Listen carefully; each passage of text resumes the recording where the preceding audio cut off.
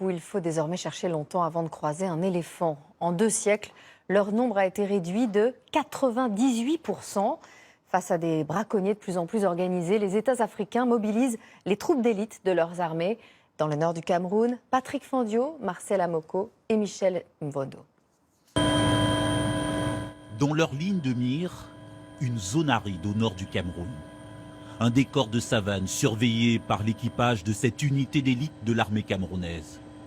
Des forces spéciales aux aguets, en survolant ce parc naturel qui abritait il y a encore 10 ans des colonnes entières d'éléphants. Ce sont des patrouilles aériennes de routine que nous utilisons en même temps pour préciser le renseignement et affiner ainsi la surveillance au profit des éléphants. Au bout d'une heure de patrouille, enfin, un troupeau. Le seul visible après des dizaines de kilomètres de ronde pour les localiser. Et ils sont vraiment en sécurité.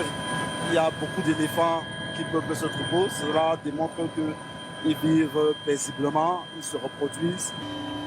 Une petite quarantaine d'éléphants, bien loin des grands troupeaux d'antan, décimés ici en 2012 par un commando de braconniers venu du Soudan via le Tchad voisin. Au moins 400 éléphants massacrés, selon le décompte de Paul Bourg, gérant d'un campement dans le parc. Un Français devenu témoin de la guerre lancée contre des braconniers de plus en plus armés. C'est une organisation militaire avec de l'armement lourd. On parle de mitrailleuses, on parle de fusils d'assaut, de Kalachnikov. On parle aussi de fusils de tireurs d'élite. On a affaire à une bande armée. Et sur le terrain, des soldats d'élite qui appliquent désormais des tactiques de progression utilisées dans les zones de guerre. Ouvrez. Il y a quelques mois, 6 militaires de cette unité ont été tués dans le parc. Allez, à mon hauteur, ouvrez comme ça.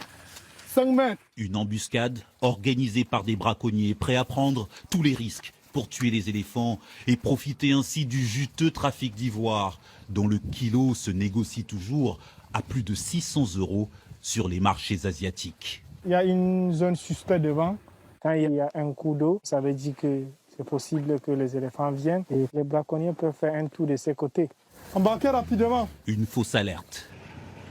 Pas de traces de braconniers lors de la traversée du lit asséché de cette rivière, autrefois fréquentée par des dizaines d'éléphants du parc martyr de Bobadjinda.